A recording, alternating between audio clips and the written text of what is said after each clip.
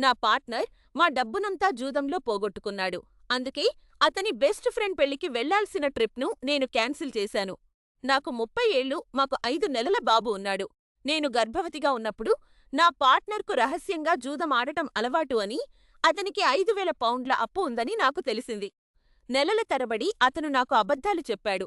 నేను నిజాలు తెలుసుకోవడం మొదలుపెట్టిన తర్వాతే ముక్కలు ముక్కలుగా నిజాలు చెప్పడం ప్రారంభించాడు. కేవలం బాబు కోసం నేను అతనితోనే ఉన్నాను, కానీ నా నమ్మకం పూర్తిగా పోయింది. అతను ప్రతిదీ నిజాయితీగా చెబుతానని ఒప్పుకున్నాడు. 8 నెలల వరకు అతను బాగానే ఉన్నాడని నేను అనుకున్నాను. అతను మంచి తండ్రి, కానీ అతని అధిక వడ్డీ అప్పులను తీర్చడానికి నేను ఇచ్చిన 2,000 పౌండ్లు అతను ఇంకా తిరిగి ఇవ్వలేదు. పోయిన నెల తన స్నేహితులతో బయటకు వెళ్లే ముందు అతని దగ్గర డబ్బులు అయిపోయాయి. నేను అతన్ని నమ్మి అవసరమైన ఖర్చుల కోసం అతని క్రెడిట్ కార్డును తిరిగి ఇచ్చాను. అది నేను చేసిన పెద్ద తప్పు. నేను స్టేట్మెంట్ చెక్ చేసినప్పుడు 350 పౌండ్లు పోయాయని తెలిసింది. అవి విడతల వారీగా ఒక అనుమానాస్పద బెట్టింగ్ సైట్‌కు పంపబడ్డాయి.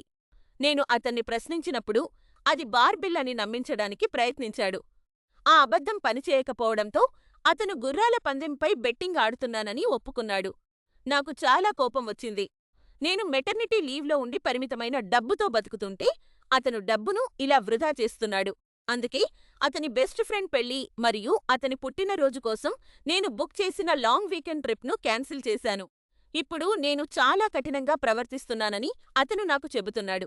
తాను రాలేనని తన స్నేహితుడికి చెప్పడానికి అతను సిగ్గుపడుతున్నాడు.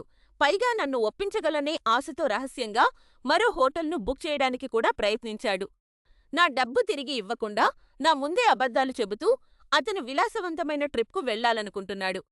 ఇప్పుడు నేను ఒక హద్దు నిర్ణయించానా అని నన్ను కంట్రోలింగ్ పర్సన్‌గా చిత్రీకరిస్తున్నాడు.